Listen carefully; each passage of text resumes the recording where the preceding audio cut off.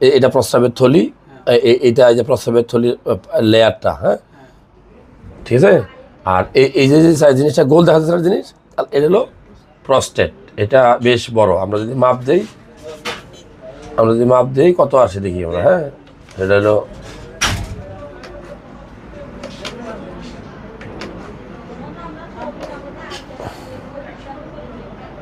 53। কত হয়েছে? 53 ml। হ্যাঁ, এটা নর্মালি থাকার কথা, নর্মাল যারা আছে তাদের 27। কত?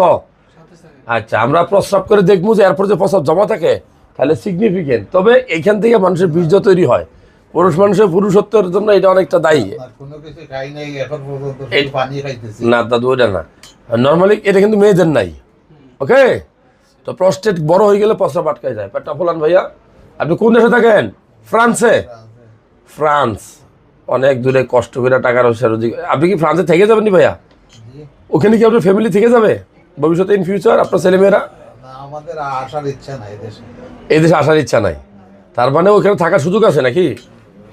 আমাদের। যাক, আল্লাহ ভালো রাখুক, যেখানে থাকবেন ভালো থাকবেন।